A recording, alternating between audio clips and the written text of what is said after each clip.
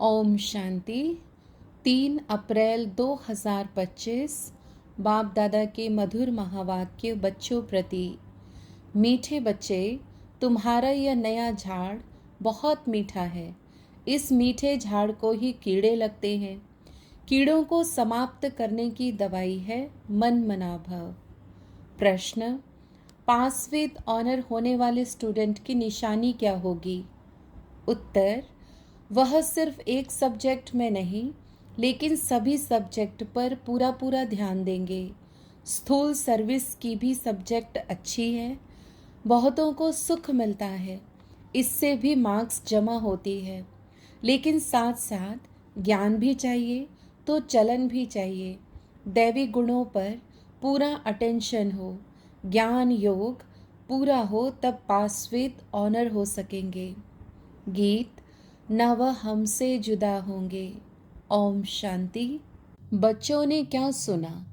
बच्चों की किससे दिल लगी हुई है? गाइड से। गाइड क्या क्या दिखलाते हैं? स्वर्ग में जाने का गेट दिखलाते हैं। बच्चों को नाम भी दिया है गेट वे टू हेवन। स्वर्ग का फाटक कब खुलता है? अभी तो हेल है ना। हेवन का फाटक कौन खोलते हैं और कब? यह तुम बच्चे ही जानते हो। तुमको सदैव खुशी रहती है। हेवन में जाने लिए रास्ता तुम जानते हो। मेले प्रदर्शनी द्वारा तुम यह दिखलाते हो कि मनुष्य स्वर्ग के द्वार कैसे जा सकते हैं। चित्र तो तुमने बहुत बनाए हैं। बाबा पूछते हैं, इन सब चित्रों में कौन सा ऐसा चित्र है जिससे हम किसको भी समझा सके कि यह है स्वर्ग में जाने का गेट? गोले अर्थात सृष्टि चक्र के चित्र में स्वर्ग जाने का गेट सिद्ध होता है। यही राइट है। ऊपर में उस तरफ है नर्क का गेट, उस तरफ है स्वर्ग का गेट। बिल्कुल क्लियर है। यहाँ से सब आत्माएं भागती हैं शांति धाम, फिर आती हैं स्वर्ग में। यह गेट है। सारे चक्र को भी गेट नहीं कहेंगे। ऊपर में जहाँ संगम दिखाया है वह है पूरा गेट, जिससे आत्माएं निकल जाती हैं, फिर नई दुनिया में आती हैं। बाकी सब शांति धाम में रहती हैं। कांटा दिखाता है, यह नर्क है, वह स्वर्ग है। सबसे अच्छा फर्स्ट क्लास समझाने का यह चित्र है। बिल्कुल क्लियर है। Gateway to heaven. यह बुद्धि से समझने की बात है ना। अनेक धर्मों का विनाश और एक धर्म की स्थापना हो रही है। तुम जानते हो हम सुखधाम में जाएंगे, बाकी सब शांति धाम में चले जाएंगे। गेट तो बड़ा क्लियर है। यह गोला ही मुख्य चित्र है। इसमें नर्क का द्वार, स्वर्ग का द्वार बिल्कुल क्लियर है। स्वर्ग के द्वार में जो कल पहले गए थे वही जाएंगे, बाकी सब शांति द्वार चले जाएंगे। नर्क का द्वार बंद हो, शांति और सुख का द्वार खुलता है। सबसे फर्स्ट क्लास चित्र यह है। बाबा हमेशा कहते हैं त्रिमूर्ति, 2 गोले और यह चक्र फर्स्ट क्लास चित्र है। जो भी कोई आए उनको पहले इस चित्र पर दिखाओ। स्वर्ग में जाने का यह गेट है, यह नर्क, यह स्वर्ग। नर्क का अभी विनाश होता है, मुक्ति का गेट खुलता है। इस समय हम स्वर्ग में जाएंगे, बाकी सब शांति धाम में जाएंगे। कितना सहज है। स्वर्ग द्वार सभी तो नहीं जाएंगे, वहाँ तो इन देवी देवताओं का ही राज्य था।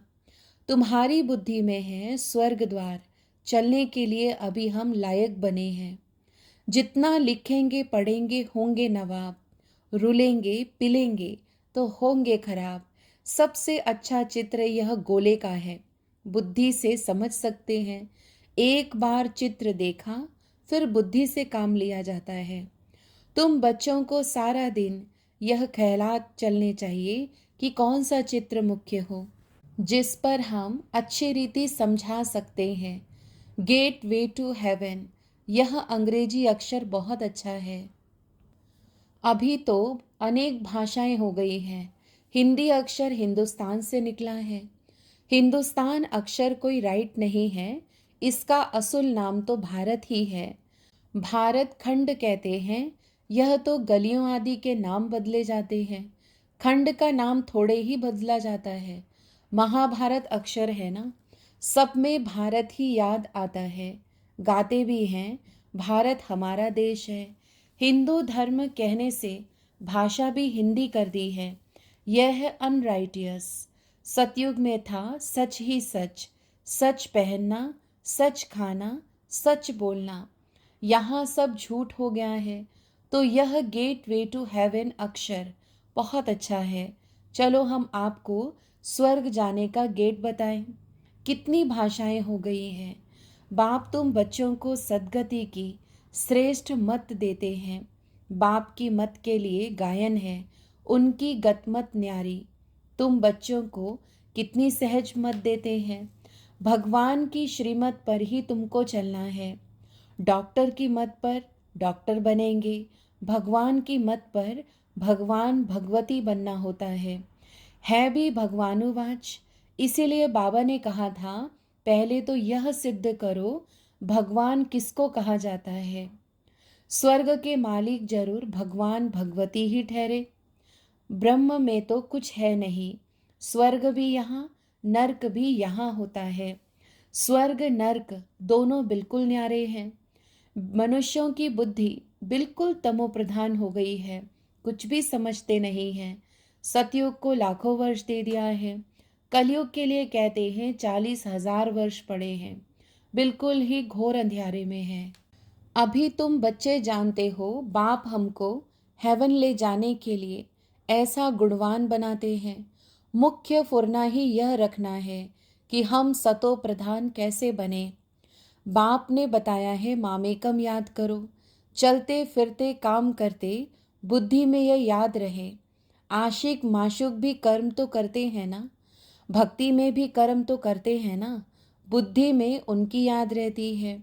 याद करने के लिए माला फेरते हैं। बाप भी घड़ी घड़ी कहते हैं मुझ बाप को याद करो। सर्वव्यापी कह देते तो फिर याद किसको करेंगे। बाप समझाते हैं तुम कितने नास्तिक बन गए हो, बाप को ही नहीं जानते हो। कहते भी हो ओ गॉड फादर, परंतु वह है कौन यह जरा भी पता नहीं है। आत्मा कहती है ओ गॉड फादर, परंतु आत्मा क्या है। आत्मा अलग है, उनको कहते हैं परमात्मा अर्थात सुप्रीम। ऊंचते ऊंच सुप्रीम सोल परम आत्मा। एक भी मनुष्य नहीं जिसको अपनी आत्मा का ज्ञान हो। मैं आत्मा हूँ, यह शरीर है। दो चीज़ तो है ना। यह शरीर 5 तत्वों का बना हुआ है। आत्मा तो अविनाशी एक बिंदी है। वह क्या चीज़ से बनेगी। इतनी छोटी बिंदी है। साधु संत आदि कोई को पता नहीं। इसने तो बहुत गुरु किए, परंतु कोई ने यह नहीं सुनाया कि आत्मा क्या है, परम पिता परमात्मा क्या है। ऐसे नहीं सिर्फ परमात्मा को नहीं जानते, आत्मा को भी नहीं जानते। आत्मा को जान जाए तो परमात्मा को फट से जान जाए। बच्चा अपने को जाने और बाप को ना जाने तो चल कैसे सकते। तुम तो अभी जानते हो आत्मा क्या है, कहाँ रहती है। डॉक्टर लोग भी इतना समझते हैं, वह सूक्ष्म है, इन आँखों से देखने नहीं जाती। फिर शीशे में भी बंद करने से देख कैसे सकेंगे। दुनिया में तुम्हारे जैसी नॉलेज कोई को नहीं है। तुम जानते हो आत्मा बिंदी है, परमात्मा भी बिंदी है। बाकी हम आत्माएं पतित से पावन, पावन से पतित बनती है। वहाँ तो पतित आत्मा नहीं रहती है। वहाँ से सब पावन आते हैं, फिर पतित बनते हैं, फिर बाप आकर पावन बनाते हैं। यह बहुत ही सहज ते सहज बात है। तुम जानते हो हमारी आत्मा 84 का चक्र लगाए अब तमो प्रधान बन गई है। हम ही 84 जन्म लेते हैं, एक की बात नहीं है। बाप कहते हैं मैं समझाता इनको हूँ, सुनते तुम हो। मैंने इनमें प्रवेश किया है, इनको सुनाता हूँ, तुम सुन लेते हो। यह है रथ। तो बाबा ने समझाया है नाम रखना चाहिए गेट वे टू हेवन। परंतु इसमें भी समझाना पड़े कि सतयुग में जो देवी देवता धर्म था वह अब प्रायलोप है। कोई को पता नहीं है। क्रिश्चियंस भी पहले सतो प्रधान थे, फिर पुनर्जन्म लेते लेते तमो प्रधान बनते हैं। झाड़ भी पुराना जरूर होता है।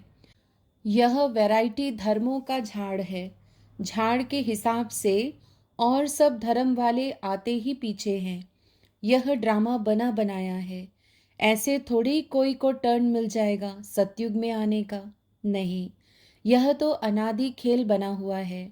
सतयुग में एक ही आदि सनातन प्राचीन देवी देवता धर्म था।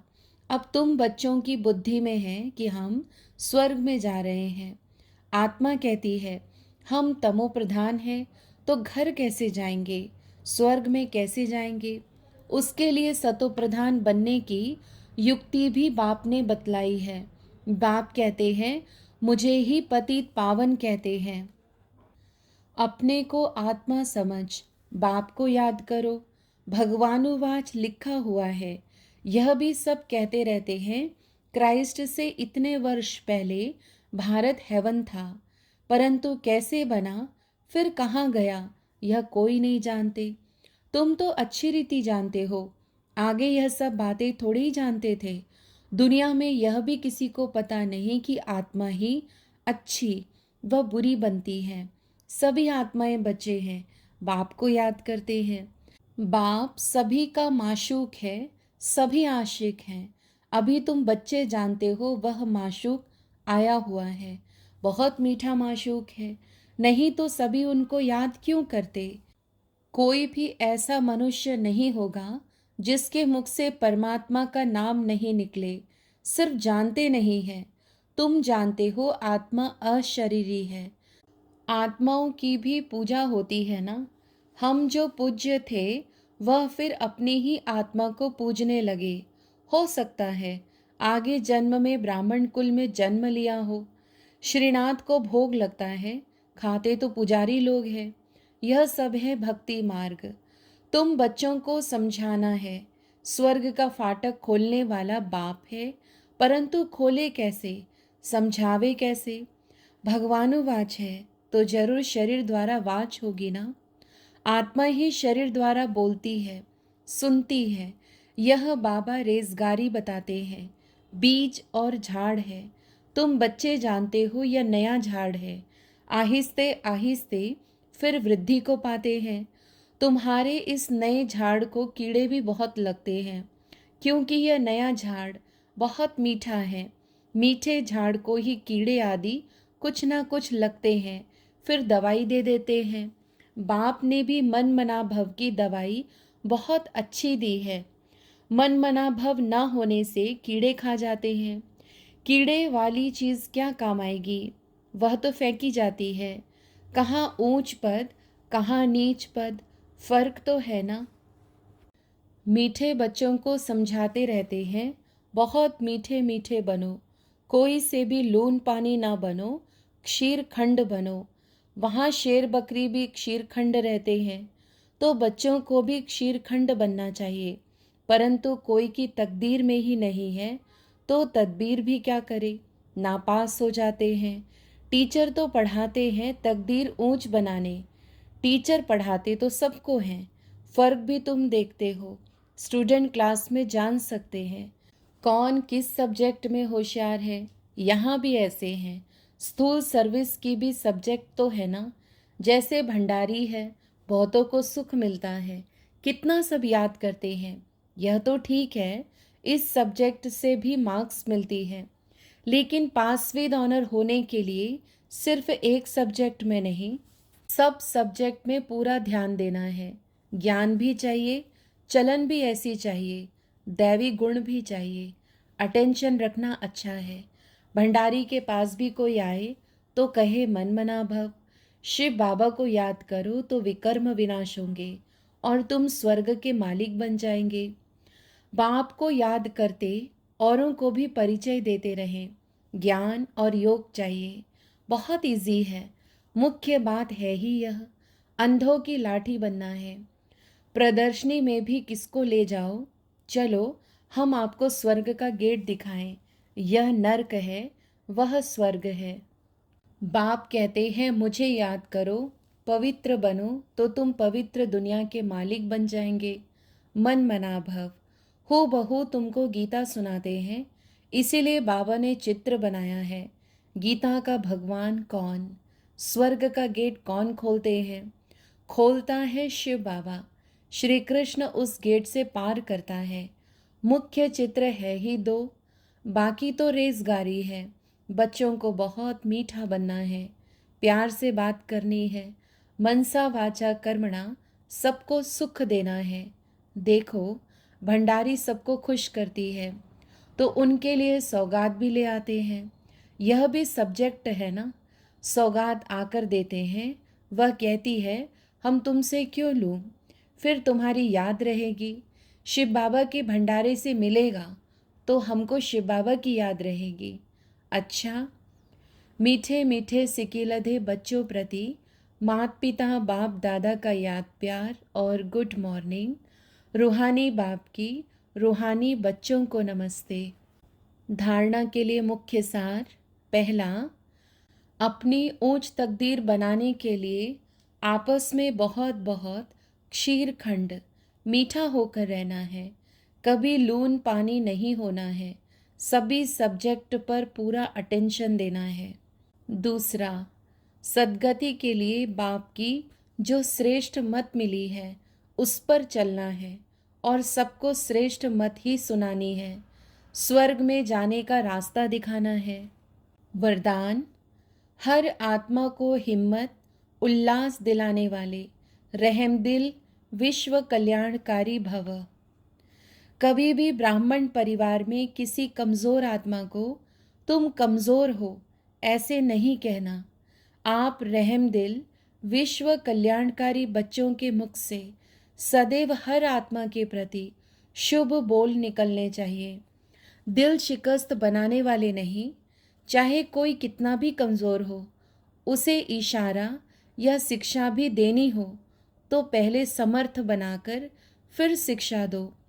पहले धरनी पर हिम्मत और उत्साह का हल चलाओ, फिर बीज डालो तो सहज हर बीज का फल निकलेगा। इससे विश्व कल्याण की सेवा तीव्र हो जाएगी। स्लोगन, बाप की दुआएं लेते हुए सदा भरपूरता का अनुभव करो। अव्यक्त इशारे, कंबाइंड रूप की स्मृति से सदा विजयी बनो। सदा हर कर्म करते हुए अपने को कर्म योगी आत्मा अनुभव करो। कोई भी कर्म करते हुए याद भूल नहीं सकती। कर्म और योग दोनों कंबाइंड हो जाए, जैसे कोई जुड़ी हुई चीज़ को अलग नहीं कर सकता, ऐसे कर्म योगी बनो। अच्छा, ओम शांति।